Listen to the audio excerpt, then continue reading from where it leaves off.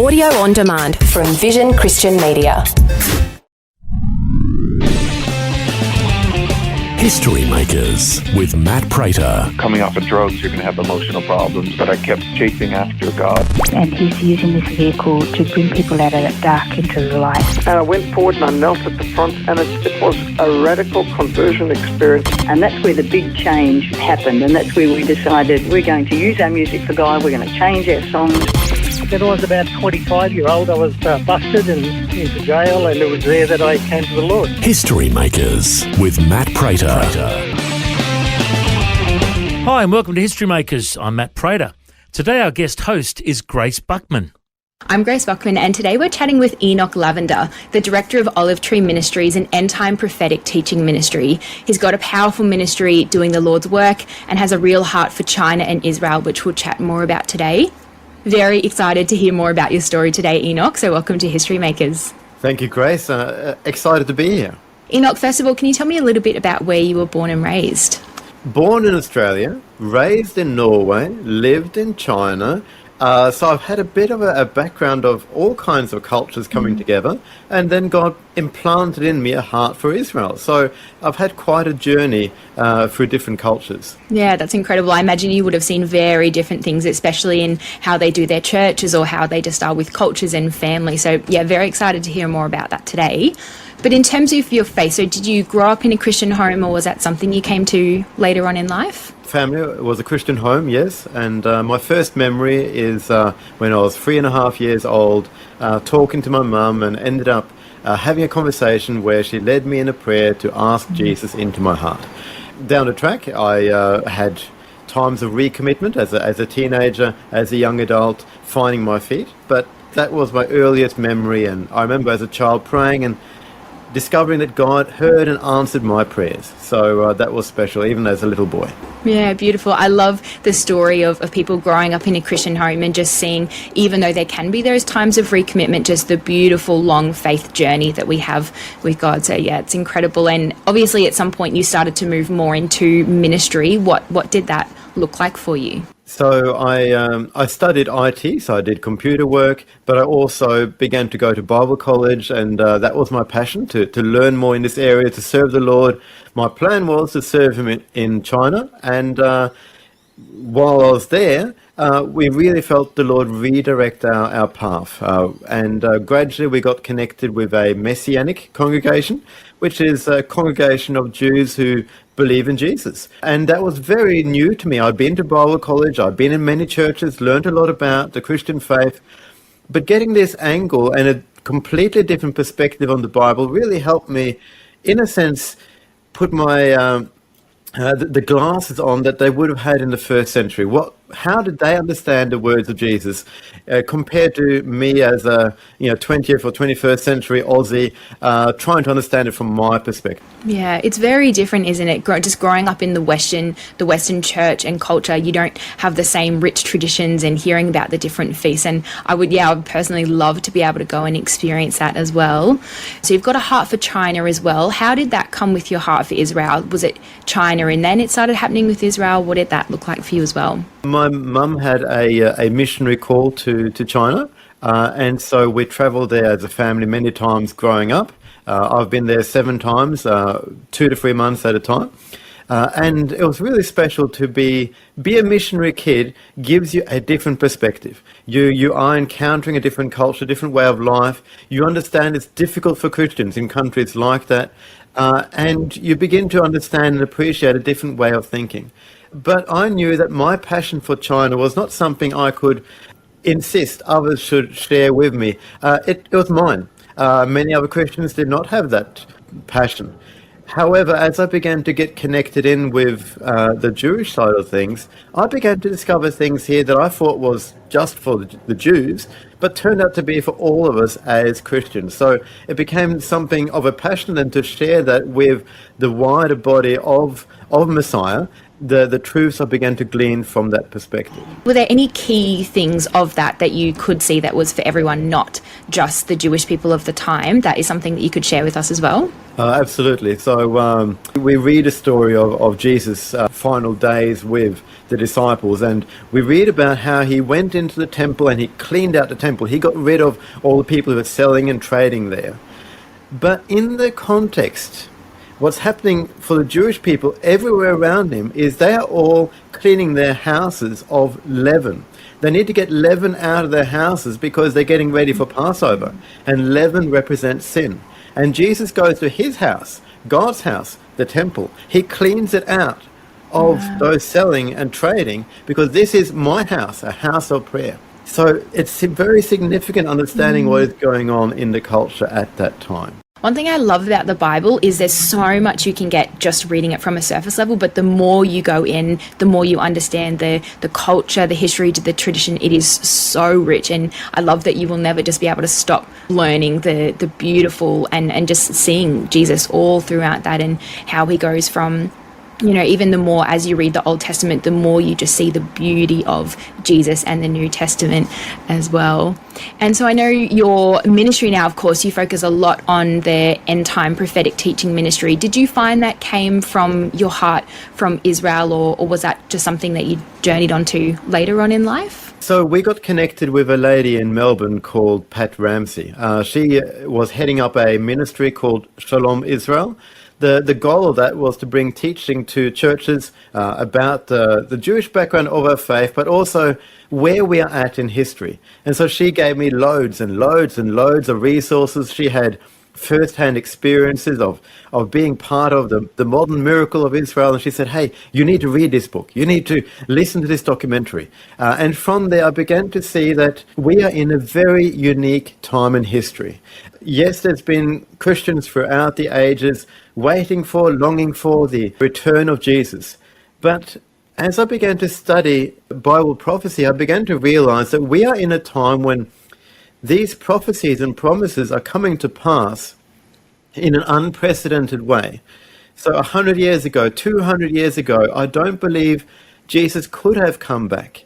But now the stage is being set with so many players, with the tensions in the Middle East that's dominating our headlines. All this is setting the stage for his return. And that means that we need to live ready. We need to live prepared for that day. And so that has really changed my life, beginning to understand what is going on from a Bible perspective. And I know you mentioned even through a lot of the time with what is going on in the Middle East, your family was able to do a trip over to Israel. Can you tell me a bit more about that experience, what you were doing and what that was like for your kids as well? Yeah, so we had pre-booked a trip to Israel, flying via Jordan. When the war broke out, we obviously had to pray, what do we do? And we realized that because our flights were to Jordan, they weren't going to be cancelled and there were no refunds on offer. And the more we prayed about it, we just felt this tremendous sense of peace. We were going to go and stay in Jerusalem, which was a place where internal refugees within Israel are flocking to Jerusalem and other places like that. And we knew there was a time of need. It's one thing to go and visit someone when they're happy and they're joyful and everything's going fine. It's another thing to go and visit them in their hour of need, in a time of great sadness and shock for the nation. And so we felt this is a time to go, even as a family with young kids, because here we had Hamas tearing families apart. And we came as Christians, bringing our family, believing and praying that God is going to restore families in this place. One of the amazing things that happened for us was, so our twins, they're 4 years old. So on their birthday in Israel, we went to the Western Wall. We went and prayed. And as we left, our 4-year-old girl noticed a poster, a missing person poster of one of the hostages who's in Gaza. And this was a 3-year-old girl. So she began to ask, Daddy, who is this? What's this about? So we began to tell the story of this little girl and others like her taken to Gaza. And she asked many, many questions, and so we spent time praying together for this girl. And after that, for the rest of our stay, she kept asking about that girl. And the last day we were in Israel, we got the news. That girl was released. That girl we had been praying for was released from captivity. A 3-year-old girl called Yahel Shoham was released with her older sister and her mummy. And what a moment, because really, what's the hope? When someone's taken captive into a situation like that, really, you don't know what's going to happen. But for our little girl, this was an answer to prayer. You know, it's an enormous situation. It's a huge conflict, a lot happening. But for us, it became very personal and focused on one little girl and her family in the midst of all this. Yeah, that's incredible. And what I love about that story is that it was your beautiful little 4-year-old girl who was able to see that, to pray, and to really have that on her heart at an early age. And so often we think, oh, well, we'll leave it up to all the adults to only be the ones to pray or the only ones that God can speak to. But it's so beautiful that at that age, that is something that God was able to speak and put on your heart of your daughter. She was able to pray, bring it to you, and just to see that come to fruition in the end as well is beautiful. So I imagine it would have been incredible for your children and for you as well. I imagine, just like you said, being in that space with so much trauma and hurt and pain. What was it looking like on the day-to-day there for you? It was remarkably peaceful. So we had no rocket sirens throughout our stay there.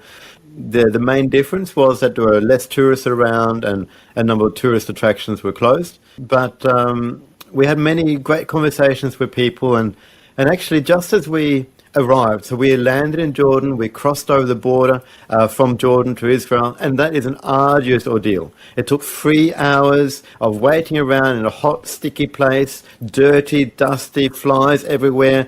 The kids hated it. They were petrified with the flies, panicking. And we finally get across the border, and our little one, who's almost 2 years old, begins to sing. She hasn't been singing for quite a while. She begins to sing. As we're in a taxi heading up to Jerusalem, she sings, "The Lord bless you and keep you." And she sings the blessing, the Aaronic blessing over the people. And I said, this is why we're here. We're here to sing and speak God's blessing over the people in a difficult time. So many were encouraged to see us as a family, and we had many great conversations with people, Jewish and Christian. Yeah, and I love just the beauty of in times like that. And I know we'll have a lot more times like this, whether it's war or just, I guess, countries coming against each other in the future. But there's the beauty of Christians being able to band together and have that commonality of Jesus and being able to pray for each other, fellowship with each other. And it's just so incredible that your children were able to experience that at such a young age as well. Yeah, this is the time, absolutely, to minister as a family and to do this as a family, to show God's love as a family. I have heard many, many incredible stories, and even just for children being able to experience that at such a young age as well, whether it's their parents are missionaries or just being able to go out and see that. I think it really is captivating for children to see the power of the church and the gospel and God. So I know you mentioned that you've got a new book as well, The Jubilee. Can you tell me a little bit about your book as well, what that journey looked like, and how the Lord put that on your heart too?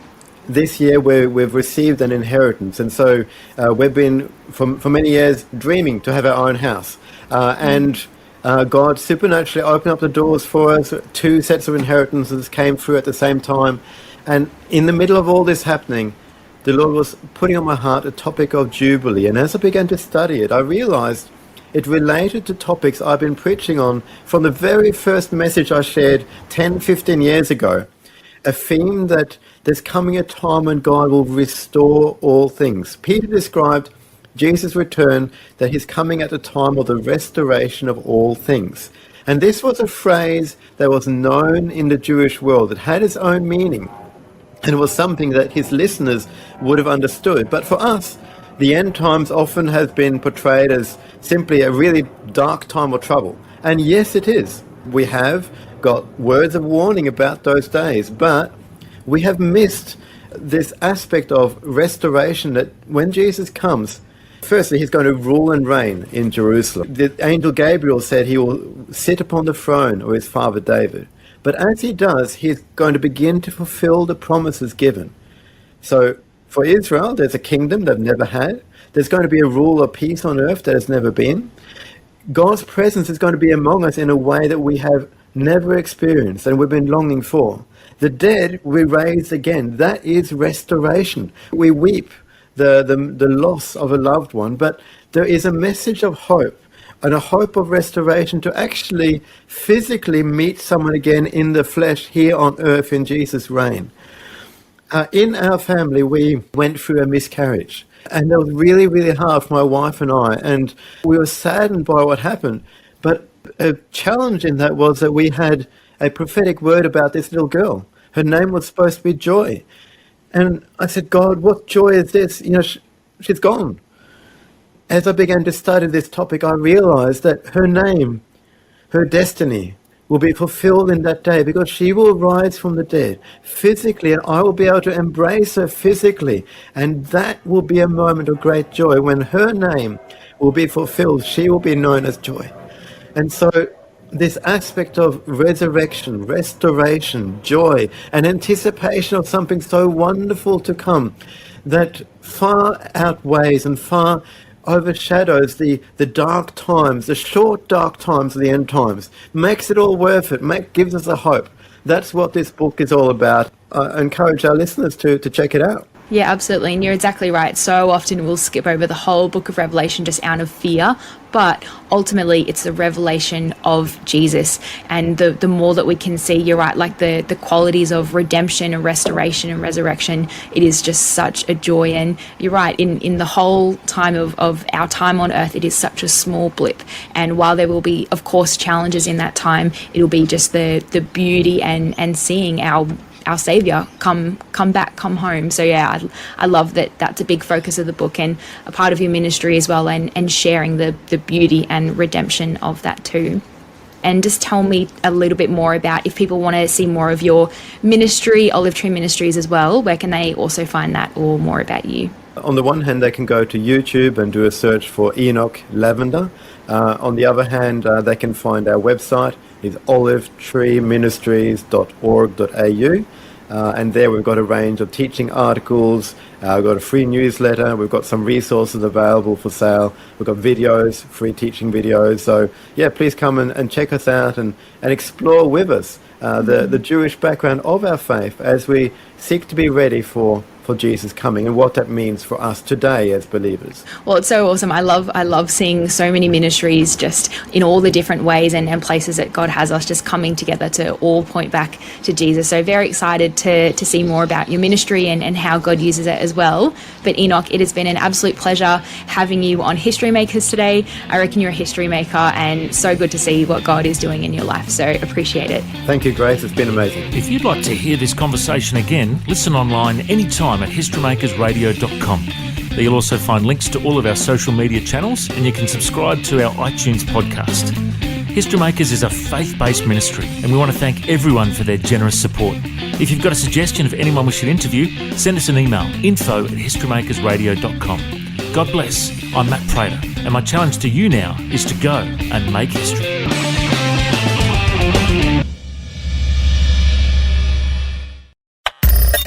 Thanks for taking time to listen to this audio on demand from Vision Christian Media. To find out more about us, go to vision.org.au.